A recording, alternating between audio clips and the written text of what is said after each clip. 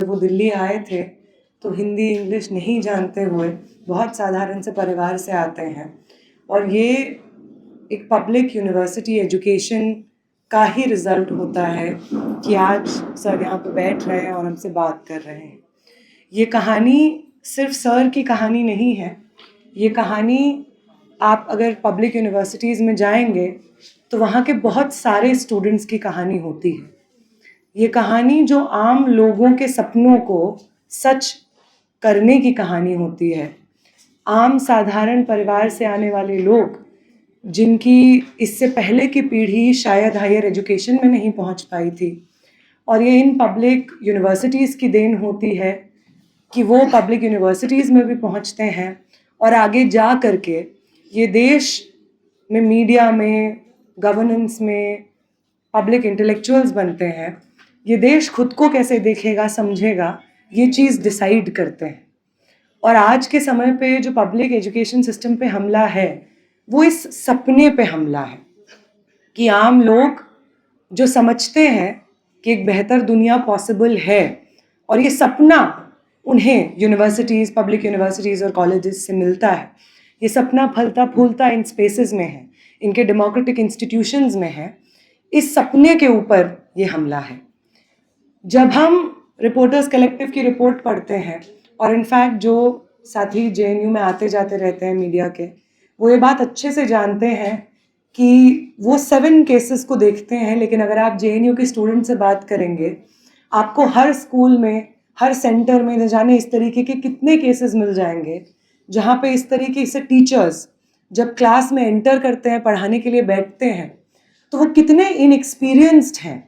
और इनफैक्ट सिर्फ इनएक्सपीरियंस नहीं है, जिस फील्ड में वो एकेडमिशियन बन के आए हुए हैं उस फील्ड के बारे में कुछ जानते नहीं हैं, एक पॉलिटिकल फेवर गेन करके वो हमें पढ़ा रहे हैं।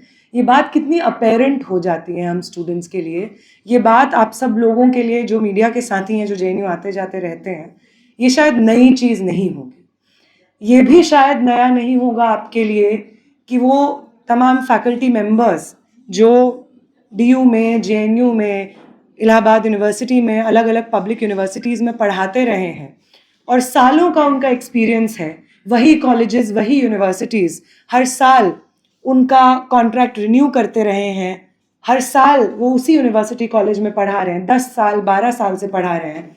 प्रोफेसर लक्ष्मण यादव हमारे साथ यहाँ पे हैं। दिल्ली यूनिवर्सिटी में तो न जाने कितने केसेस मिल जाएंगे जहाँ पे टीचर्स का सालों का एक्सपीरियंस है, लेकिन जब भर्तियाँ निकलती हैं तो इंटरव्यू में पॉलिटिकल अपॉइंटमेंट्स को फेवर करने के लिए एक्सपीरियंस टीचर्स को आप उन लिस्ट से बाहर कर देते हैं।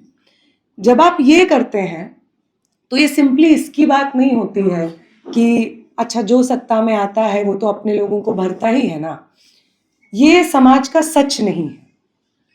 अगर एक पब्लिक एजुकेशनल इंस्टीट्यूशन एग्जिस्ट करता है तो उसका काम ये है कि वो अगले जनरेशन के रिस्पॉन्सिबल सिटीजन्स प्रोड्यूस करेगा।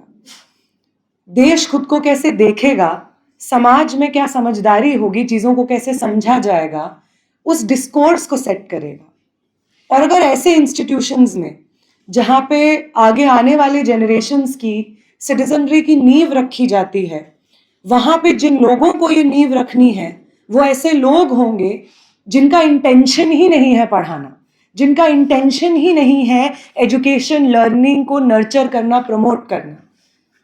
वो इसको सिर्फ एक जॉब की तरह देखते हैं। और वो वाइस चांसलर्स जो ना तो खुद एलिजिबल हैं, जो खुद इस तरीके के करप्शन के चार्जेस ऑलरेडी अपने ऊपर लेकर के अपॉइंट हो रहे हैं इन्हीं पॉलिटिकल फेवर्स की वजह से, उनके अंदर हम लगातार देखते हैं कि देश के सेंट्रल विश्वविद्यालयों में इस तरीके का करप्शन, इस तरीके के स्कैम्स जहाँ पे साफ सीधे तौर पे पॉलिटिकल अपॉइंटमेंट्स होती हैं, वो हम देखते हैं। हम देखते हैं किस तरीके से जो लोग मिनिमम एलिजिबिलिटी क्राइटेरिया मीट नहीं करते हैं 8 साल के एक्सपीरियंस का, उनको अपॉइंटमेंट, उनको शॉर्टलिस्ट कर दिया जाता है IQAC के माध्यम से। जिनका बेसिक पब्लिकेशंस का वही गाइडलाइंस जो सरकार की ही UGC बनाती है, वही गाइडलाइंस सरकार के द्वारा अपॉइंट किए गए वाइस चांसलर्स वायलेट करते हुए पॉलिटिकल अपॉइंटमेंट्स करते हैं। ये आप ही का सिस्टम है, इसके रूल्स आप ही के हैं और इन्हीं रूल्स को वायलेट करके आप एजुकेशन इंस्टीट्यूशंस को आज के समय में बर्बाद करने की कोशिश कर रहे हैं। आप अगर इस देश भर में जो स्टूडेंट्स अपनी अपनी यूनिवर्सिटीज़ को, जो फैकल्टी मेंबर्स अपनी यूनिवर्सिटीज़ को, नॉन टीचिंग स्टाफ अपनी यूनिवर्सिटीज़ को बचाने की कोशिश कर रहे हैं, उनके संघर्ष को देखेंगे तो आपको एक बहुत कॉमन फैक्टर मिल जाएगा, जिसमें academic accountability, of course autonomy एक चीज़ है, फी हाइक के खिलाफ लड़ाई एक चीज़ है, करिकुलम को सेट करने की आज़ादी एक चीज़ है, political intervention, administrative bureaucratic intervention ना हो ये एक चीज़ है, लेकिन फंडामेंटल रूप से जो लड़ाई है, जो फंडामेंटल आइडिया पे हम लोग लड़ रहे हैं, वो आइडिया ये है कि वो यूनिवर्सिटीज़ जो किसी भी देश के आइडियाज़ को रेगुलेट करने, जेनरेट करने की जगहें होती हैं, उन पे अटैक करके उनका एक पॉलिटिकल रेजिमेंटेशन हो रहा है। चाहे हम वो VBSA के थ्रू देख लें या NTA के थ्रू देख लें, ये तमाम तरीके के अटैक्स को हाईलाइट करते रहते हुए हमारे चेंजिंग यूनिवर्सिटी स्पेसेस में बात करना बहुत ज़रूरी है। और ये जो करप्शन हम अपनी यूनिवर्सिटी में देख रहे हैं, वो यूनिवर्सिटी जो एक लंबे समय से सरकार के खुद के डेटा के अकॉर्डिंग देश की सर्वश्रेष्ठ यूनिवर्सिटी है। आप चाहे कितना कैंपेन चला लीजिए शटडाउन JNU का, कितना बदनाम करने की कोशिश कर लीजिए, आपका खुद का डेटा बार बार इस चीज़ को इस्टेब्लिश करता है कि JNU इस देश की सर्वश्रेष्ठ यूनिवर्सिटी है।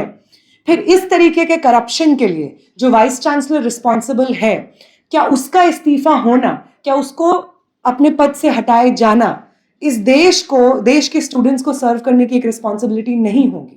बिल्कुल होगी। इसलिए वो वाइस चांसलर जो सोशल जस्टिस से लेकर के जेंडर जस्टिस की तमाम प्रिंसिपल्स को वायलेट करते हुए लगातार पब्लिक डोमेन में कमेंट करती रहती हैं, वो वाइस चांसलर जो JNU के एकेडमिक इंटीग्रिटी को कॉम्प्रोमाइज़ करने के लिए हमारे पुराने वाइस चांसलर से भी 4 कदम आगे बढ़ के आ रही हैं, उनका इस्तीफा हो, ये यहाँ से हमारी मांग है। Thank you. हमारे वीडियो का नोटिफिकेशन सबसे पहले पाने के लिए प्ले स्टोर से हमारे ऐप भारत एक नई सोच को अब इंस्टॉल करें।